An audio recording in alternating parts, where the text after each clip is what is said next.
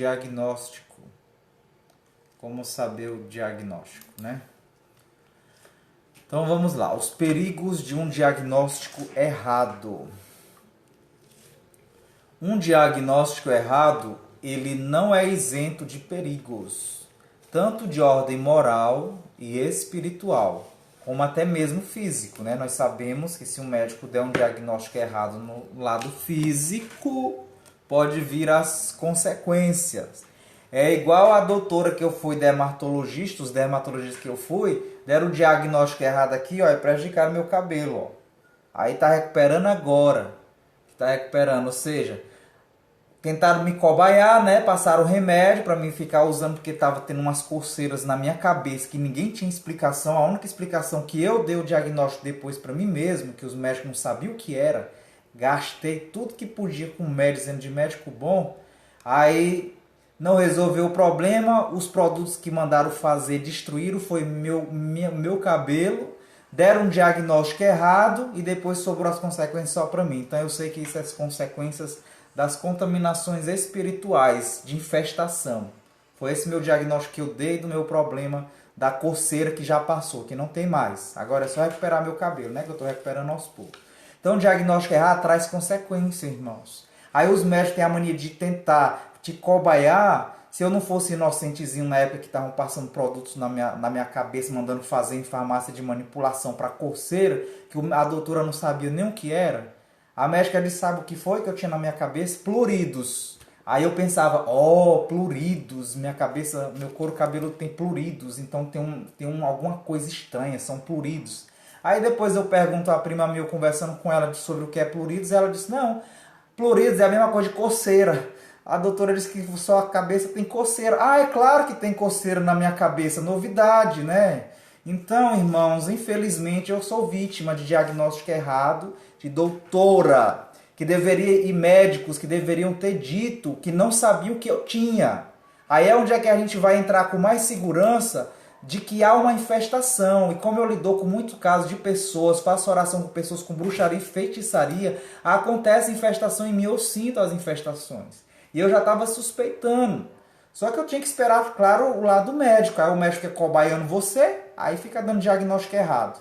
Como também uma vez que eu destruí uma vez uns despachos, um feitiço que eu encontrei, mas não faça vocês, qualquer um faça aí não, tá bom? Só se você tiver o dom para isso aí, porque você vai sentir. É igual você ir pro campo de batalha. Não quer dizer que você vai pro campo de batalha lutar que você não vai, você, claro, vai armado, protegido, mas você vai sentir feridas. Você não vai voltar do campo de batalha sem estar machucado, sem estar com uma feridinha sequer.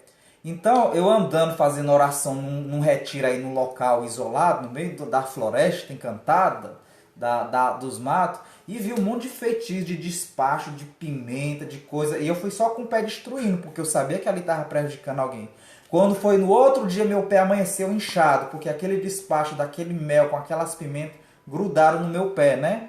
E eu continuei orando firme. Como eu sabia que aquele meu pé inchado no outro dia foi consequência, porque foi muita coincidência de derramar dessas bruxarias de óleo, de não sei o que, de mel, em cima do meu pé que amanheceu inchado, eu sabia que era por causa de bruxaria. E eu não conseguia quase caminhar direito, o pé estava inchado, um dos pés. Sabe o que foi que eu fiz? Peguei o meu pé, botei o pé no chinelo e disse, vai sentir dor, capeta, pois tu vai sentir dor comigo aqui. Porque era o demônio que estava ali, ó. Como a gente já estudou infestação, o demônio se apresenta. Quando não demorou nadinha, mais tarde, no mesmo dia, desapareceu. Aí eu continuei minha oração no outro dia e desapareceu e meu pé ficou bonzinho, né? Então não deu o braço a torcer, se é para sentir dor. Por isso, irmãos, o nosso grande mal hoje, que a gente é enganado por Satanás, é porque a gente não quer sentir dor. Nós não queremos saber de fazer sacrifícios. Aí a gente é enganado. Cuidado que nós estamos na era do anticristo. O anticristo há de fazer muitos milagres e falsas curas. Está aí, ó. Não tenho medo de dizer não. Pastor Valdemiro Santiago. Tantos falsas curas e milagres, todo mundo corre para lá. Então, irmãos, tome muito cuidado. O demônio, ele cura. Nós estamos estudando e aprendendo isso, que ele cura. Então, eu sou vítima, falei para vocês aqui, de testemunho de um diagnóstico errado. Então, o perigo que corre, o prejuízo que causa a você como pessoa, né? A falta de confiança que você passa a ter nos médicos. Eu já não tenho muita confiança em médico, não. Olha lá, eu estudo o diagnóstico do médico para saber se é verdade o que ele está dizendo. Hoje eu faço isso. Hoje eu tenho um conhecimento maior. Eu não sou médico, mas já dei uma estudada de conhecimento das coisas dos médicos, né? Então, esse é o perigo, irmãos. Ó. Em primeiro lugar, a prática de exorcismos em simples doentes mentais, e ainda mais quando se trata de doença mental, né? Aí é que haja diagnóstico errado, como a gente já viu. Então, as práticas de exorcismo em simples doentes mentais, sem que estes, obviamente, experimentem qualquer melhora, pode conduzir ao descrédito em relação aos mesmos exorcismos e às coisas sagradas de modo geral. Quer dizer que se a pessoa que está com supostamente uma doença mental, algo que está parecendo uma doença mental, ela é submetida a uma sessão de exorcismo, passa um ano fazendo orações de exorcismo sobre aquela pessoa e parece que não demonstra melhora, aí vai dar mais motivo ainda que ela está precisando, que o problema dela é só mental. Então há o perigo com isso. A gente sabe, nós vamos estudar que existem casos que demoram anos e anos os padres fazendo exorcismo. Como eu já citei aqui, que o padre Gabriel Arme ficou no caso de um jovem, eu não sei na época que eu terminei de ler o livro dele, se ele já tinha curado esse jovem 5 anos. Ficava na sessão e o bicho não saía do garoto, e o bicho não saía, o padre perguntou por que não saía, aí o demônio disse que ele não saía porque toda hora tinha gente batendo tambor no terreiro de macumba para ele ir, por isso que ele não saía, então era aquele combate, era o padre mandar ele embora e o macumbeiro mandava o espírito vir, então ficava aquele combate, né? Então era quem fosse mais perseverante na oração. Claro, Deus permite, como nós já entendemos aqui. Então é muito difícil, irmão. A gente não pode, quando se trata do mundo espiritual, não se pode tirar conclusões precipitadas. Então, nessas situações, ainda pode oferecer argumentos aos céticos. Aí os céticos pode ter mais motivo ainda para dizer: ah, mas essa pessoa aí está há muito tempo, já está 2 anos fazendo exorcismo e ainda não se curou, a pessoa está com doença mental mesmo. Então é motivo ainda dos céticos perderem mais a credibilidade ainda, né? Que se aproveitarão de tudo para taxar a prática dos exorcismos como uma prática supersticiosa. A demora, né? Então é muito sério, é muito delicado essas coisas, né?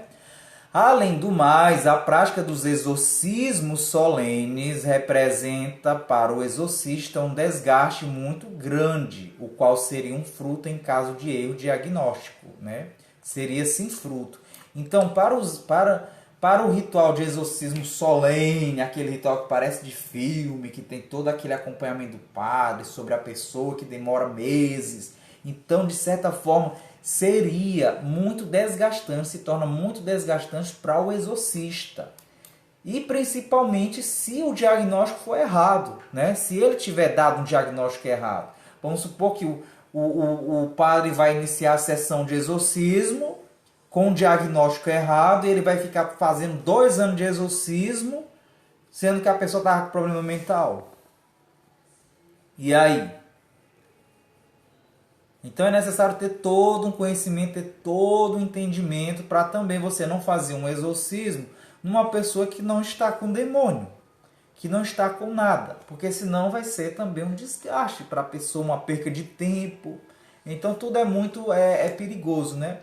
Então, por fim, o exorcizar doentes mentais oferece o perigo de agravar seus males, seja pela grande tensão e esforço mental e até físico que o exorcismo comporta, seja pelo caráter impressionante desse.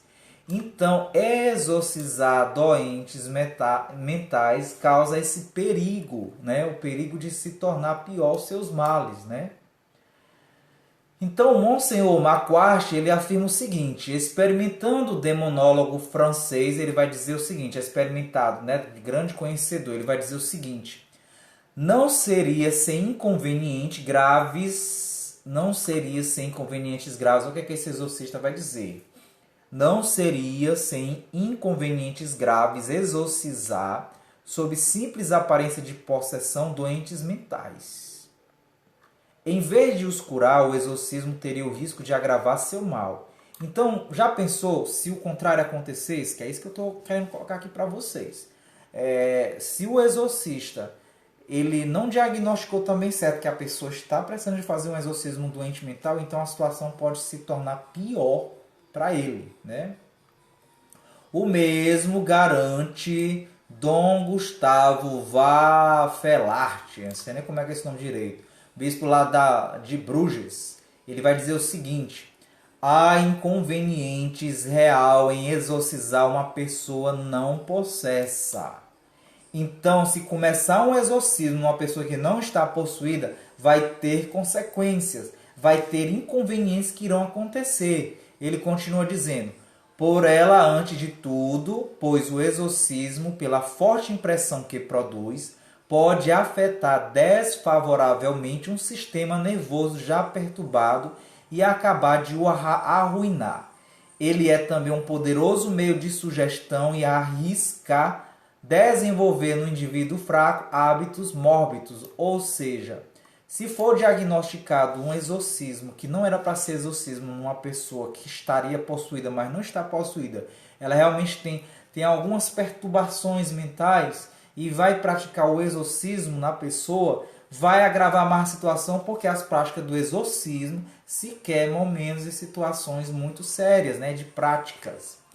Além do que, não se tem o direito de empregar sem motivo grave as orações sagradas do ritual. Então, é preciso que elas tenham um objeto. Dessa forma, a igreja, para permitir o exorcismo, requer uma prudência muito grande e um julgamento moralmente certo ou ao menos provável da possessão. Então, por isso que a nossa igreja católica, ela às vezes se torna muito burocrática quando vai se fazer um exorcismo, porque ela precisa ter realmente a certeza exata, concreta, prática, garantida de que a pessoa está possuída, né? Porque às vezes, irmãos, olha só, nem todos os padres exorcistas, e não quer dizer que eles veem o demônio para saber, não quer dizer que eles precisam, para ser exorcista, eles têm que ver o espiritual, eles têm que sentir alguma coisa sobrenatural. Não significa dizer que o padre vai sentir essas coisas, entendeu? Para o padre exorcista, ele pode ser como você, como qualquer um de nós, que vai lá se deparar com um possuído e o demônio está lá na pessoa de braços cruzados, olhando para você, parecendo a pessoa mais normal do mundo. Aí o padre chega lá para fazer o exorcismo, o padre olha para a cara do fulano e diz: esse rapaz aí não tem nada. Enquanto é o demôniozão que está ali possuído nele. Porque o padre ele não tem o dom. Não quer dizer que o padre, para fazer exorcismo, ele tem que ter dom de ver demônio, tem que ter dom de sentir, não precisa. Claro que tendo estes dons, o diagnóstico é certeiro, irmão. O diagnóstico não tem para onde, né? O diagnóstico é certeiro. Se a pessoa já tem esses dons aí, que tem, claro, padres, tem missionários de cura e libertação que têm esses dons de ver, de presenciar, de ter certeza através do campo espiritual, né? De na hora da oração ver e ter aquela certeza de que tem a presença do demônio ali, entendeu? Mas não tendo isso, a nossa igreja católica ela se acautela bastante para fazer todos os exames minuciosos precisos. Então, em muitos lugares, como nas dioceses de Roma, deixa eu ler bem aqui o que o Marcos botou aqui. Pois é, né, Marcos, mangando a minha carequinha, porque fizeram um diagnóstico errado. É mesmo, eu me revoltei com o diagnóstico errado. Esses médicos de dermatologia destruíram minha cabeça, meu couro cabeludo. Porque não se passava de uma infestação que tinha cometido em mim, e era só oração para poder me libertar da coceira. Não precisava de shampoo nem de nada, os médicos não sabiam nem o que era que eu tinha. Aí taque shampoo, aí eu gasto dinheiro, taque shampoo, taque produto, vai comprar aqui, vai comprar ali, o médico não sabe nem o que eu tinha. Aí é desse jeito aí mesmo. Daniel, seja bem-vindo aí. Um diagnóstico errado prejudica o paciente, eu sei disso, né? Porque a tua filha, né, Maria, perdeu 2 anos de tratamento, é verdade. E, infelizmente, hoje a medicina, tem a medicina boa, conheci um jovem que já faleceu, surfista, né, o surfista prateado, Guido, que está em processo de canonização, um ótimo médico, um médico realmente santo, né? Então existe, toda área existe gente competente e gente incompetente, todas as áreas, a gente não pode negar isso. Melate, seja bem-vindo aí, Mustafa, seja bem-vindo, tá? e os outros que entraram aí que eu não estou conseguindo visualizar aqui. Então, voltando aqui. Em muitos lugares, como nas dioceses de Roma e em Veneza, os exorcistas trabalham sempre em estreita união com psiquiatras católicos. Preste atenção agora aqui, ó. Então, a nossa Igreja Católica tem psiquiatras católicos que também vão ajudar e colaborar para poder ajudar no diagnóstico. Porque, como eu disse para vocês, não adianta eu, Clailton, aqui fazer uma prática de exorcismo, que para o leigo não se chama exorcismo, se chama libertação. Orações de libertação. Então, não adianta eu ir fazer uma prática de libertação e eu precisar de um psiquiatra para me ajudar e esse psiquiatra ser um ateu. Não adianta. Ou ser um espírita. Aí ele vai dizer, ó, o rapaz é médio, ele tem que trabalhar para poder trabalhar aqui e bater tambor, porque ele é médio, ganhar médio, então o que está acontecendo com ele são manifestações mediúnicas. Então isso aí é porque ele não está tendo controle, tem que vir para cá. Já pensou, irmão? Aí bagunça e vira o balaio de gato, né? Então tem que ser católicos, entendidos, se for médico, também. Como o Guido ele era de cura e libertação. O Guido, ele praticava o exorcismo, né? Que eu conheci, esse jovem santo. A libertação, e era médico. Então, para ele se tornava mais fácil. E além também dele ter dons sobrenaturais, de ver a presença do demônio. Então, para ele, era, vamos assim dizer, o pacote completo. Ele era todos em um, né? Então, é dificilmente ter alguém assim, né? Que, além de ser médico, ser um exorcista entre aspas, né? E ainda ter visão e ver as presenças sobrenaturais que está com a pessoa acontecendo aquilo ali. Então a Igreja Católica, lá em Roma, lá na Itália, ela tem psiquiatras católicos, os quais os ajudam a distinguir meros doentes de eventuais possessos. Por seu lado, esses profissionais muitas vezes recorrem aos serviços dos exorcistas. Aí acontece o contrário. Então, quando acontece lá na Itália de pessoas com problemas mentais irem a um consultório psiquiátrico, que muitas vezes elas nem acreditam em Deus, nem na existência do demônio, e elas vão a um consultório psiquiátrico que ele é católico, ele vai recorrer ao exorcista. Tá vendo como ajuda? Quando a gente trabalha em união com Deus, ajuda a própria pessoa que não acreditava na existência de Deus, que está com seu filho possuído pelo demônio e a mãe está pensando que ele tem problema mental, aí o psiquiatra vai encaminhar para o exorcista, né? Então ajuda isso aí, né? Então, quando eles percebem que seus clientes, os sinais que ultrapassam os limites da medicina, aí está aqui a humildade médica. Quando o médico vê que não está dentro das suas condições, ele não sabe o que a pessoa tem, ao invés de ficar cobaiando e dando remédio, como deram para mim aqui, para poder passar remédio, para a minha coceira da cabeça, que nunca resolvi fazer exame, teste de não sei o que, e vacina. Ou seja, eu estava sendo cobaia nas mãos de médico, para tentar descobrir o que eu tinha, porque irmãos, o médico chegou a dizer para mim, eu disse, doutor, aqui coça muito. O médico chegou a dizer, eu não estou vendo coceira, caroço aí nenhum. Eu disse, doutor, mais coça. Eu ainda ajudei ele, eu disse assim, doutor, talvez é no sangue, né? Que tal fazer um exame de sangue para descobrir? Aí marcou um exame de sangue, eu ainda tive que ajudar a dar umas ideias para ele. Mas não tinha nada, eu não tinha nada. Então só foi gasto, graças a Deus tinha plano de saúde, né? Então foi tudo só gasto e não descobriu nada, né? Fiz tudo que tinha que fazer para descobrir o que eram essas benditas dessas coceiras na minha cabeça, né? Então, irmãos, quando o médico tem a humildade de dizer logo para o paciente, explicar, sentar para o paciente dizer, olha paciente, eu vou explicar o que está acontecendo. Eu não sei o que você tem, é isso, esse remédio pode causar isso, se você quiser tomar, vai cair seus cabelos, você assina aqui. Você assina a responsabilidade, mas eu não sei o que você tem. Então vou ter que te fazer uma cobaia para descobrir o que você tem. Você quer ser cobaia? Mas os médicos, tem muito médico que não faz, irmão. Só quer ficar ganhando dinheiro, né? Infelizmente tem essa bagaceira negativa, tá? Vocês que trabalham na área da saúde, vocês sabem muito bem disso, né? Como é que funciona.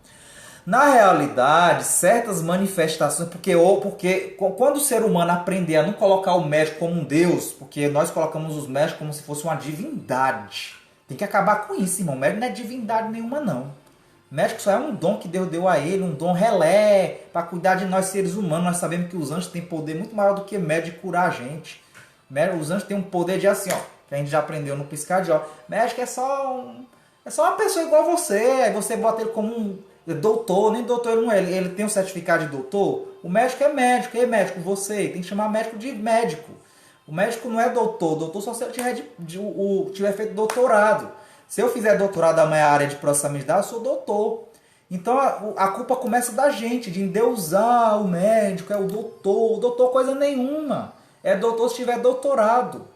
Doutor coisa nenhuma, médico nenhum é doutor, só aqueles que têm doutorado, irmãos. Então vamos tirar essa coisa. Aí a gente endeusa, aí eles fazem o que estão fazendo hoje com a gente. Muitos, infelizmente, a maioria, se aproveitando como do câncer. Quantas pessoas, irmãos, estão em hospitais de câncer, que estão endemoniadas, estão com a que se chama falsa enfermidade. Nós vamos estudar o que é isso. O que são falsas doenças causadas pelo demônio. Quantas pessoas estão com câncer que não é câncer, é o demônio ali causando. Igual o meu pé que eu falei para vocês, que estava inchado. Era o demônio ali no meu pé, causando aquele inchado. Se eu fosse médico. Eu não fui médico porque eu já sabia. Eu sabia o que eram as consequências. Foi só a oração ali, tchau, foi embora.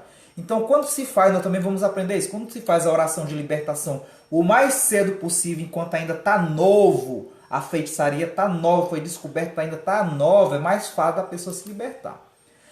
Então, na realidade, certas manifestações à primeira vista que parecem ser patológicas podem esconder a ação do maligno. Então, certas manifestações que parecem que são doenças patológicas podem esconder a ação do demônio. Por isso, o médico católico não deve excluir, sem mais, a possibilidade dessa ação do demônio.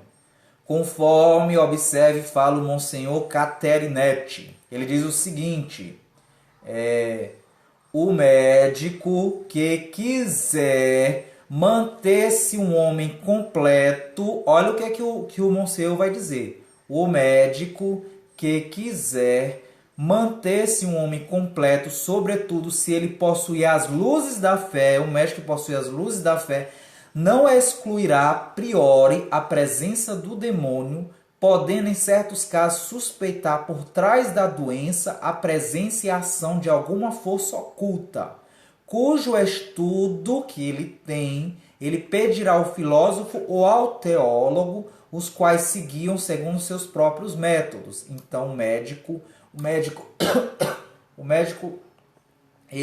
completo, ele vai ter essas luzes. Se ele estiver sob a luz da fé. Falhou aí a gravação, porque eu vi que parece que meu sinal aqui caiu. Falhou aí a minha explicação? Ou não falhou? Boa noite, Mauricélia, que está entrando. Falhou não, né? Quais são os critérios seguros que devemos tomar? A igreja nunca negou essa dificuldade de diagnóstico da possessão. Nunca a igreja católica negou essa dificuldade. Ao contrário, sempre foi muito cautelosa no pronunciar-se sobre os casos concretos, recomendando que na avaliação de cada um deles se examine com muito cuidado se o fenômeno pode ter uma origem natural. Então, quando a igreja católica tem uma certa certeza, clareza de que é obra do demônio, aquela pessoa está com aquele problema, ela vai tentar agora ver as possibilidades naturais. Vai tentar ver pela razão, os testes, os exames, para ver se não há uma possibilidade. Para poder, por exemplo, vou dar um exemplo aqui. Não de possessão, mas de infestação.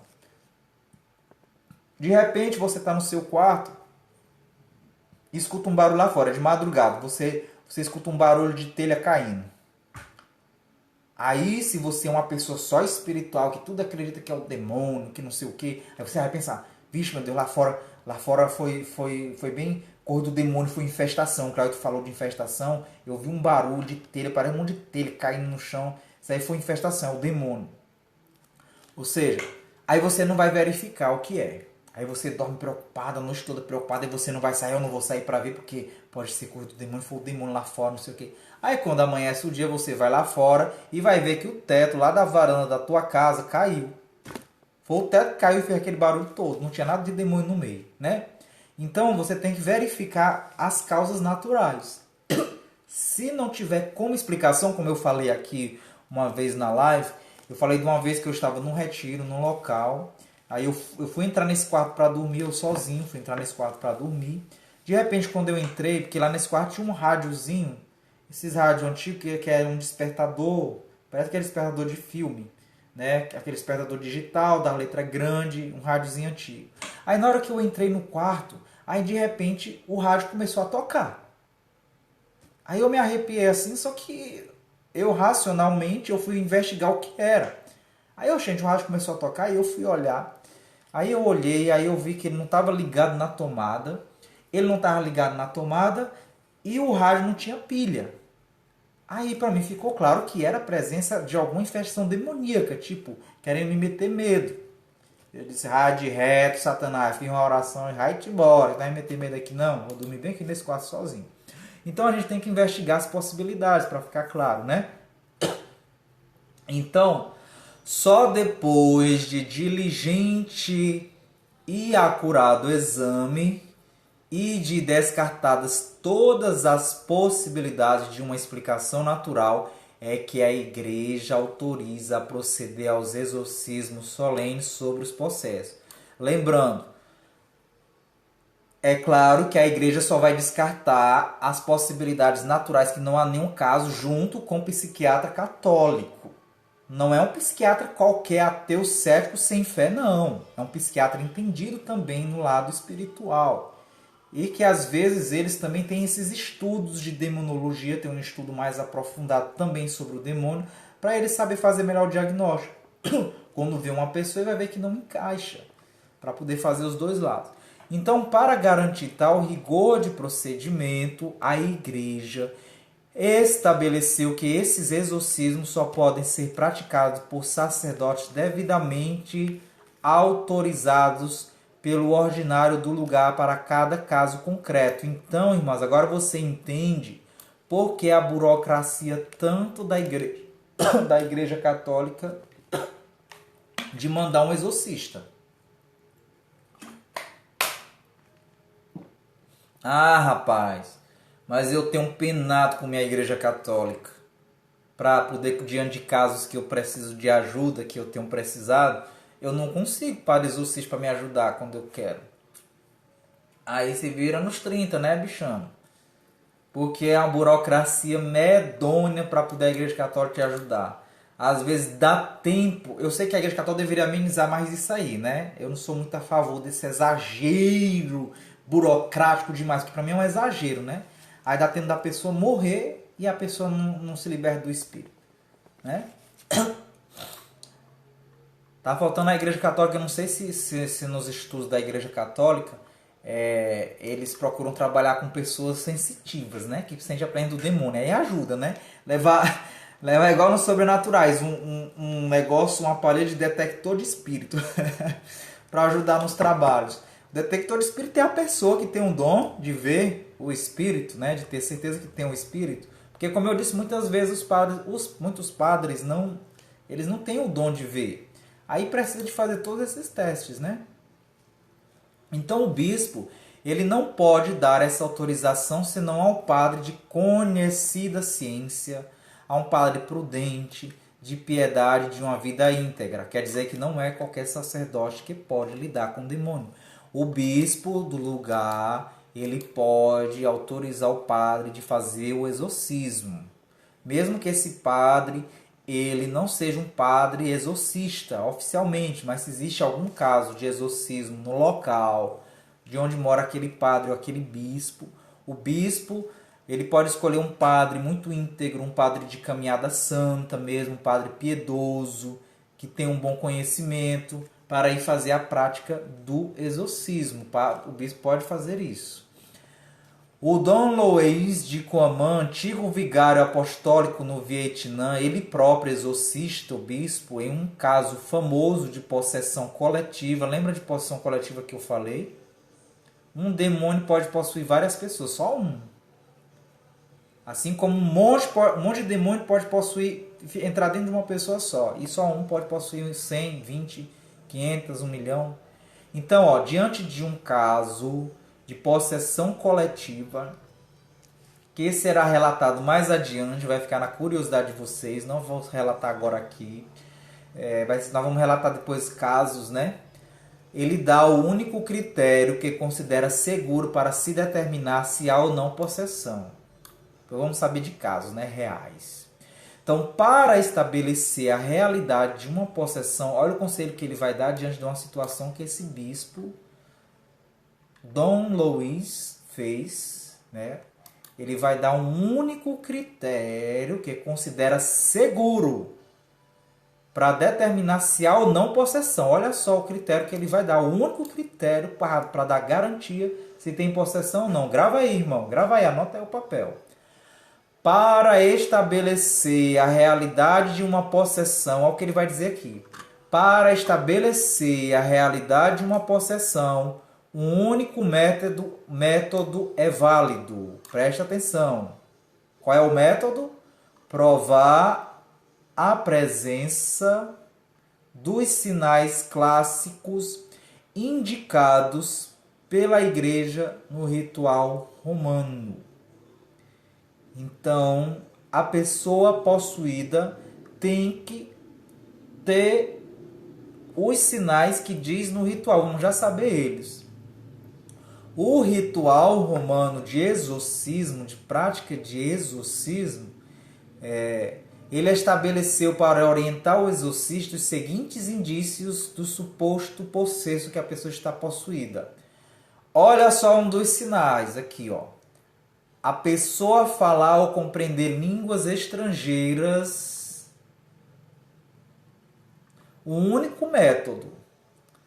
A pessoa falar línguas estrangeiras sem ter aprendido.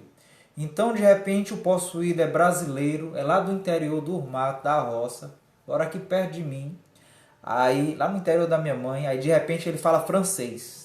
Ele não sabe nem ler e escrever, de repente tá falando francês. Acho que tem merci beaucoup, aí, oxente. Aí vai investigar. Ele aprende essa língua onde? Tarará. Então, falar alguma língua estranha. Revelar coisas secretas ou distantes, coisas que ninguém sabe. Entendeu? Manifestar uma força física acima de sua idade e condição. Irmãos, eu presenciei um caso desse bem aqui, ó. Uma mulher magrinha, eu fui fazer uma prática de oração numa mulher magrinha, pense. Foi em Teresina, uma jovem magrinha. Botei um colega meu alto, forte, para segurar nas canelas dela. E eu fiquei assim no ombro dela, segurando e fazendo oração em cima dela. E a menina se jogava assim para cima. Parecia que entrou nela, foi a Iemanjá, que ela sacudia essas pernas assim, parecia uma cauda. Tacava para cima e para ela, faltava levantar o menino. Esse rapaz que segurava ainda sentar em cima dela. E depois, durante as orações que eu estava fazendo, eu estava com outras pessoas também orando do lado, né? Tinha outras pessoas orando, não era só eu e esse rapaz segurando, não. Tinha outras pessoas fazendo oração. Aí, durante o momento da oração, eu ouvi umas gargalhadas. Como se alguém estivesse mangando. E eu pensei que eram pessoas por perto, né? E depois, uma das pessoas que estavam comigo foi investigar. Sem me dizer nada. Eu ouvi a gargalhada, eu pensei que era só coisa minha. Eu fiquei na minha. Eu não dei credibilidade logo se era demônio ou não. Aí a outra pessoa que estava comigo foi investigar enquanto eu estava fazendo oração. Aí voltou, terminou tudo a oração, a gente partilhou. Aí eu falei da gargalhada. Ela disse que ouviu e o outro rapaz que segurou também ouviu as gargalhadas, né? E a sensação que eu tive quando eu vi essas gargalhadas foi como se tivesse vindo 3 seres do mar, como se essas presenças espirituais elas não estavam no local. Elas estavam fazendo aquilo que a gente estudou sobre como se o demônio faz uma projeção. Então o demônio ele pode estar no local sem estar no local, né? Pelo ato operativo dele. Então como se viesse do mar, né? Em Teresina o mar está longe. Eu entendi na hora das gargalhadas que fosse como se fossem espíritos demoníacos de sereias. Porque a jovem parecia que tinha uma cauda de sereia. Ela sacudia a cauda assim para cima e para baixo com uma força medonha, né? Sacudia, ela ficava batendo. Claro que eu, no meu entendimento, no meu silêncio, eu estava imaginando já que ela estava, o meu entendimento, que ela estava possuída por algum demônio da Iemanjá, né? Mas eu não disse nada. Quando terminou tudo, eu conversei e ouvi o que essa irmã dessa menina falou, que essa moça gosta de ir à praia, essa moça tem coisas de sereia na casa dela, ela tem coleção de concha. Eu disse, pô, pronto, tá explicado. E eu não tinha dito isso para ela, né? Então, irmãos, a gente vai sentir percebendo as comprovações aí, né? Quando demonstra essas forças sobrenaturais e os acontecimentos, entre outras coisas, né? Aí outra coisa do sinal romano. E outras manifestações do mesmo gênero, que quanto mais numerosas forem, mais constituem indícios, né? Se certas manifestações, como por exemplo, demonstrar uma força extraordinária, dar uivos animalescos, aquelas uivos como se fossem bichos, monstros, né? Gritar blasfêmias ou palavrões podem ser causadas por uma doença. Isso não quer dizer que vai ser demônio, né? É suspeito. A revelação de pensamentos ocultos ou conhecimentos de coisas que se passam à distância já não podem ter a mesma explicação. Então vamos supor, a Igreja Católica ela deixou 4 coisas fortes, entre outras coisas que está lá no ritual de exorcismo, para comprovar, que é falar alguma língua estranha, diferente que a pessoa não conhece, revelar coisas secretas ou distantes, que está muito longe dela, e manifestar força acima do normal, né? 3 coisas importantes aqui. Agora, se de repente você está fazendo uma oração na pessoa, a pessoa dá gargalhada, dá uivo, diz palavrão, grita, xinga, blasfema a Deus, isso não quer dizer que vai ser uma prova que é o demônio. Pessoas com problemas mentais podem dizer isso aí, né? Então tem que ser um desses fatos mais concretos. Principalmente a força sobre-humana, né? Hoje em dia, muitas pessoas... Boa noite, Rosa. Hoje em dia, muitas pessoas, infelizmente até sacerdotes, pretendem negar, se não doutrinariamente, ao menos na prática, toda a possibilidade de possessão ou infestação diabólica, apresentando explicações pseudocientíficas em nome da parapsicologia. Nós vamos estudar parapsicologia também. A parapsicologia, de antemão, eu já adianto, ela é chamada uma falsa ciência pelos padres exorcistas. O próprio padre Duarte Lara, de Portugal, ele falou isso abertamente. Eu não sei se foi num evento da Resed, que a parapsicologia é uma falsa ciência. É uma falsa medicina que procura explicar que não existe o demônio. Então, irmão, se existe um padre parapsicólogo que vai querer diagnosticar, não aceite, não. Porque esse padre parapsicólogo, primeiro, ele estudou parapsicologia para quê? Para que ele quer ser parapsicólogo? Infelizmente, irmãos, tem isso, né? A parapsicologia, ela vai dar explicação. Eu já estudei, vi muita coisa sobre parapsicologia do próprio padre Quevedo, que dizia que o demônio não existia, né? Ele dizia assim, o demônio não existe. Agora ele está lá na outra vida vendo que existe um monte de demônio, né? Espera a Deus que ele tenha pelo menos ido para o purgatório, por semear essa confusão na cabeça do povo, né? Então, a esse respeito, observa Monsenhor Luiz Cristani. Olha o que é que o Monsenhor vai dizer aqui, Luiz. Querer dar uma explicação natural às manifestações demoníacas pela parapsicologia é explicar o obscuro pelo mais obscuro ainda. Ou seja, querer dar uma explicação de manifestações naturais. Tudo eu vou tentar explicar pela parapsicologia, um fenômeno sobrenatural de uma presença demoníaca como a força. A parapsicologia vai também dar uma explicação sobre uma força que a pessoa tem, porque que ela tem aquela força sobre-humana. Então, irmão, é uma coisa mesmo assim muito doida, que distorce a cabeça de qualquer um. Nós vamos estudar, nós vamos entender a visão da parapsicologia também depois, tá? Então, hoje eu espero que vocês tenham gostado. Amanhã nós vamos continuar. E quando terminarmos a quaresma, que é dia 28, já está pertinho, nós vamos continuar com nossos estudos todos os sábados, às 8 horas da noite, tá? Então, de antemão, já começo a convidar o pessoal que quiserem aprender mais sobre essas coisas de possessão demoníaca, como é que acontece, como é que dá esse estudo das histórias do mundo angélico. Convide o pessoal e aviso que todo sábado nós vamos ter esses estudos 8 horas da noite com debate, tá bom? Então convide todo mundo.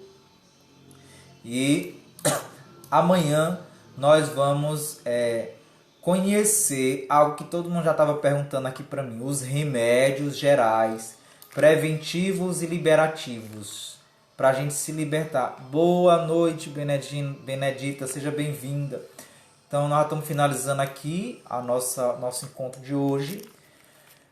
E amanhã a gente retorna às 8 horas da noite com a oração e depois a continuação aqui, tá bom? E amanhã vai ser os remédios, não perca. O que é que tem que fazer, o que é que a gente tem que se prevenir, fazer para se proteger dos ataques demoníacos, das feitiçarias, das bruxarias, o que é que a gente tem que fazer para se prevenir, tá bom? Vamos fazer uma oração aqui para a gente agradecer a Deus, Nossa Senhora, por esse mais um encontro. São Miguel Arcanjo, defendei-nos no combate. Seja o nosso refúgio contra as maldades ciladas do demônio. Ordene-lhe Deus, instantemente o pedimos. E vós, príncipe da milícia celeste, pela virtude divina, precipitai no inferno a Satanás e aos outros espíritos malignos que vagueiam pelo mundo procurando perder as almas. Amém. Estivemos reunidos no poder do nome de Deus Pai, em nome de Deus Pai, Deus Filho e Deus Espírito Santo. Amém. Francisco Soares, boa noite, já estamos finalizando aqui. Então que Deus, Nossa Senhora e os anjos da guarda nossa nos guarde, nos proteja e nos ilumine. Então até amanhã, irmãos, e quem não puder durante a semana, aos sábados, 8 horas da noite, nós estamos tendo os estudos, tá bom? Todo dia, 8 horas da noite. Boa noite, Larissa. Até amanhã a todos. E eu espero que vocês estejam gostando desses estudos, tá bom? Porque eu vou continuar todos os sábados, após o final da quaresma, para quem está chegando aí. Então, até amanhã.